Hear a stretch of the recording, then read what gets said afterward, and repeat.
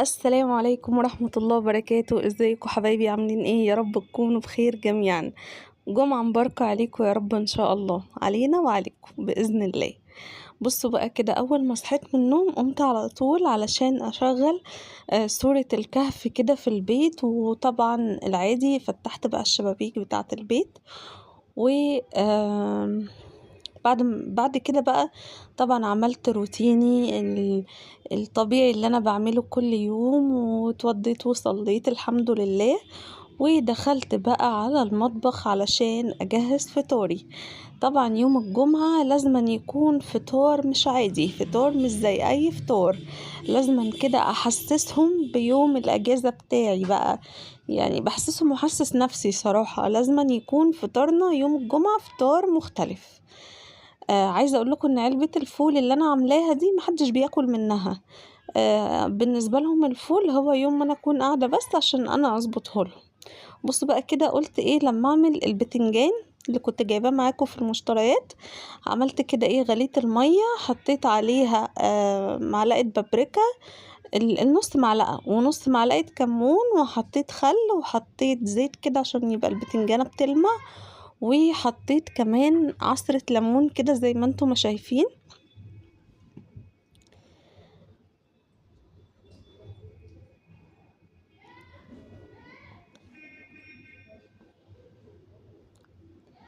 وابتديت بقى ان انا احط البتنجان بتاعي بقى كده بالمنظر ده. انا مش بسلقه جامد، انا بسلقه كده ايه يعني 3/4 سوا، بطلعه كده 3/4 سوا.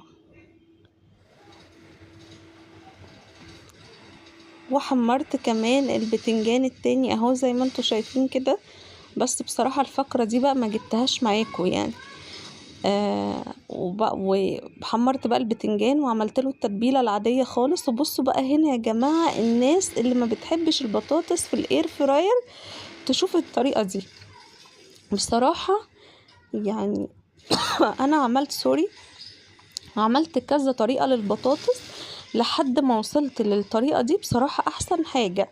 بصوا، انا بعد ما بصفي البطاطس من الميه بحطها في الاير فراير حوالي 10 دقايق بالظبط، من غير ما احط فيها زيت ولا اي حاجه خالص. تابعوا معايا بقى هتشوفوا البطاطس بتطلع شكلها عامل ازاي في الاير فراير. بصوا بقى هنا كنت عايزه اعمل قرص العجه وعلى الجرة، بس الحمد لله يعني ايه لحقتها.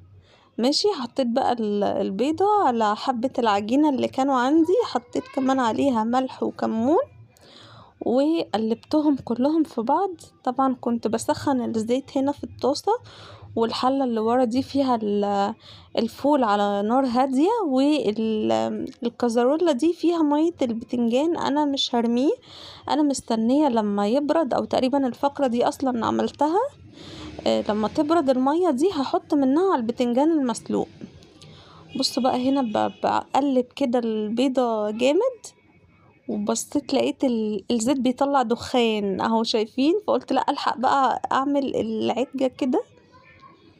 هي كانت هتمشي امورها تمام يا جماعة، بس المشكلة وانا بقلبها. بس والله برضو انا شاطرة يا جماعة، قولولي ان انا شاطرة. يعني الزيت مش كتير، الزيت قليل زي ما انتوا شايفين كده، والطاسة كبيرة قوي عليها، يعني بجد انا برافو عليا برضو، والله انا مبسوطة بنفسي يا جماعة. اتبسطوا بنفسي معايا. اتبسطوا بنفسي معايا يا جماعة. ايوه، على رأي كان اسمها ام البنات، ملكة جمال منطقتي. لا انا مش ملكة جمال منطقتي، انا ست متواضعة، بس انا اشطر ست في منطقتي. شفت التواضع. استني يا لولو، تليفونك على حاجة. استني يا لولو، انا بسجل. عايز اقولك على حاجة. انا بسجل والله. معذرة يا جماعة، معذرة.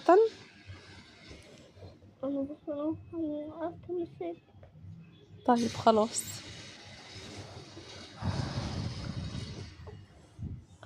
ما تخافيش يا لولو، خلاص. بصوا هنا بقى كنت قلبتها والكارثة حصلت. طبعا اللي سمع لولو بقى يعني عادي يا جماعة، طفلة والله انا مش عامله لهم رعب، بس هما كل ما بيعملوا اي حاجة غلط بيخافوا مني. مش عارفة ليه.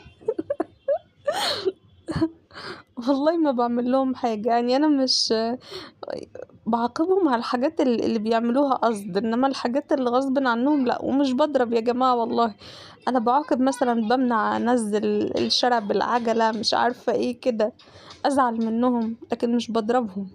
بصوا بقى هنا كان خلاص عدى 10 دقايق، بس هي جت صدفة يعني، أنا ما كنتش قصدي.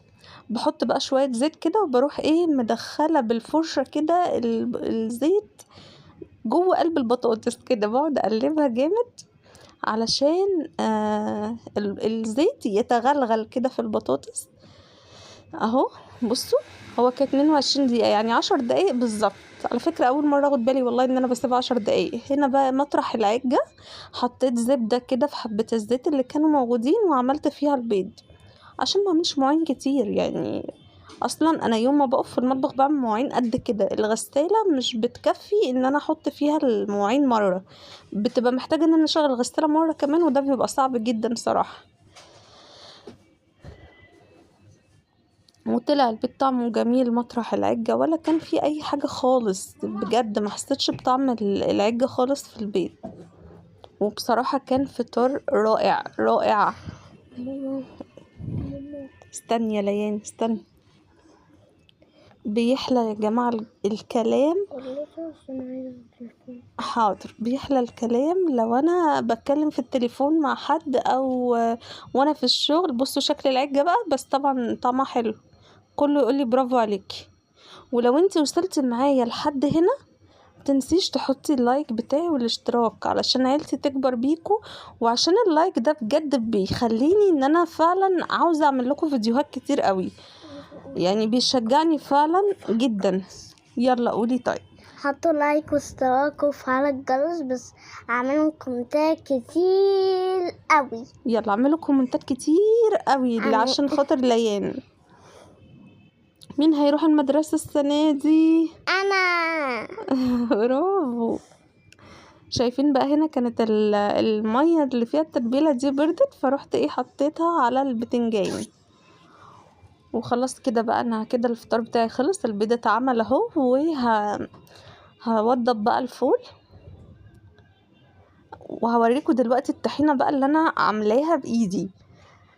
يا جماعة والله العظيم الحاجة في البيت يعني تحفة تحفة تحفة تحفة. بصوا البرطمان ده كان مليان، وعاملاه من حوالي اسبوعين بس ولا حاجة. بصوا ما شاء الله، لان انا على فكرة لا بحط دقيق ولا اي حاجة، بس الطحينة طعمها تحفة تحفة تحفة تحفة تحفة بجد. ان شاء الله هبقى اعمله معاكم في القناة باذن الله، بس انتوا شجعوني بقى باللايك والاشتراك ما تنسونيش. بصوا الفول انا بحط عليه الكمون وبحط عليه الملح والطحينة وليمون وبس كده. بعد كده بحط عليه الزيت وخلاص كده ايه خلصت. هو كده تمام. ويلا سلام. بس يا لولي معلش يا جماعة، سامحوني سامحوني. ليان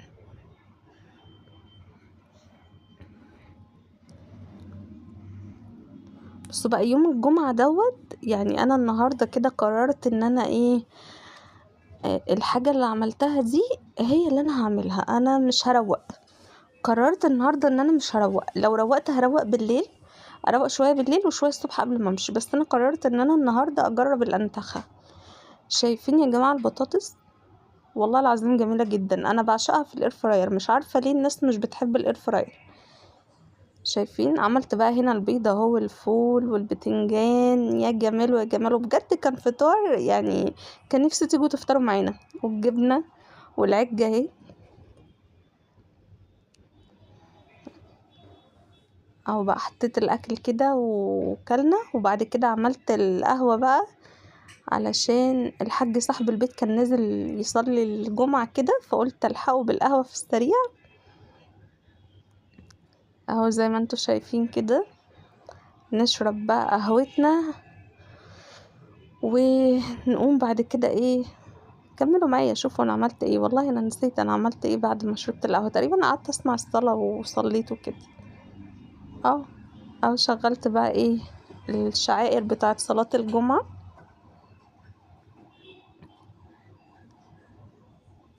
العادي ان انا بقوم اروق وقت الصلاة كده شوية لو الشقة فيها اي حاجة محتاجة تتروق، بس النهاردة انا قلت لا، انا قررت ان انا مش هعمل حاجة، قلت لا انا هرتاح.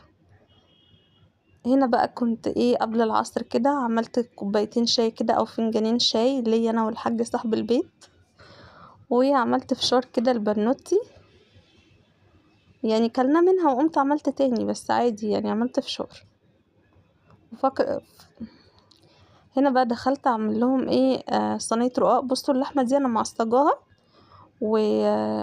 وبسيبها كده في الفريزر، وبعملها طبقه رقيقه كده عشان لما احتاجها اطلعها بسرعه تفك معايا بسرعه. وهتشوفوا ان انا بفكها ازاي، اصلا بفكها بايدي. بصوا هنا بقى قلت ايه النهارده انا مش هعمل اكل، انا هعمل لهم صينيه رقاق كده وخلاص. مش هقف انا اعمل قصه النهارده، مش هقف النهارده. انا بصوا خلاص قلت هستمتع بيوم الاجازه على قد ما اقدر، مش هفضل اقف في المطبخ بقى وتنظيف شقه بقى والكلام ده. لا لا لا لا لا، النهارده انا مش هعمل كده.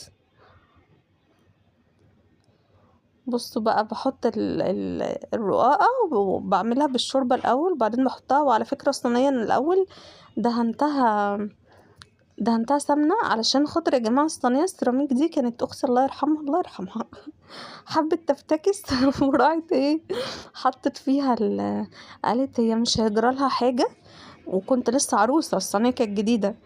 راحت حطت لي فيها الورق اللي هو الالومنيوم ده، وحطيت الفحم عليه وشوينا على الصينيه. عايزه اقول لكم الصينيه دي كان لونها لبني، والله يا جماعه هي المره الوحيده دي من ساعتها والصينيه بقى لونها كده. يعني من ساعتها انا بحاول انضف فيها بقالي 9 سنين بحاول انضف فيها ما عرفتش ارجعها لبني تاني خلاص كده. يعني انا اصلا عارفين لما شفتها يعني هي بقت عماله الله يرحمها تقولي ما تزعليش ما تزعليش هجيب لك غيرها مش عارفه. قلت لا لا لا لا تجيبي لي ايه شكرا شكرا. يعني كل ما افتكر يعني احب افتكر لونها بص على الصينيتين اللي اصغر منها. بص بقى هنا كنت فكيت اللحمه كده بايدي، قعدت اعمل في الكيس كده اعملها في الكيس لحد ما فككتها كده، واللي كان لسه مش عايز يفك رحت فكاه بايدي. المهم انا بحط الرقاقه بعد ما بعملها بالشوربه وبعدين بالفرشه كده بحط فيها مسحه سمنه كده. والله يا جماعه الرقاق سبحان الله، يعني انا اكتشفت ان اللحمه ما كانتش طبقه محترمه كده، كانت طبقه قليله، بس سبحانك يا رب لقيتها احلى مره عملت فيها الرقاق. بجد انا خدت قطعه كده لقيت الرقاق فعلا طعمه جميل قوي ما شاء الله.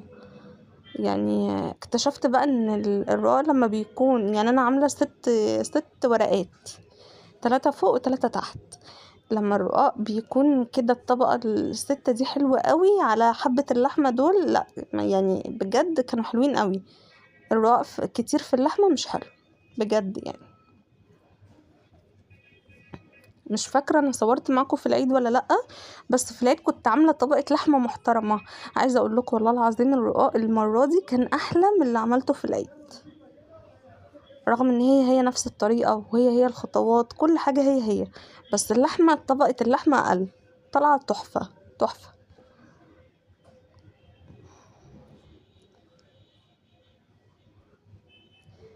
كنت بفكر بصراحه اعمله في الفرن من كتر ما انا مش عايزه اقف في المطبخ، الجو حر يا جماعه. وبصوا انا علشان خاطر واقفه اصور مضطره البس البيجامه، يعني انا البيجامات الحرير دول قلت ايه هخليهم للتصوير عشان فضفاض كده واسعين، عشان انا مش بتاعه جلاليب وعبايات والكلام ده، ما بعرفش صراحه، مش بلبس غير بناطيل.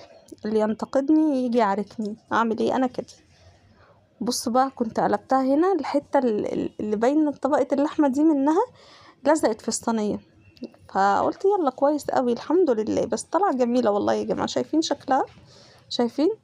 يلا قولولي ان انا اشطر واحده في منطقتي والمناطق المجاوره كمان قوليلي في الكومنتات انا يعني مش اجمل واحده في منطقتي، انا اشطر واحده في منطقتي. شكرا لمتابعتكم.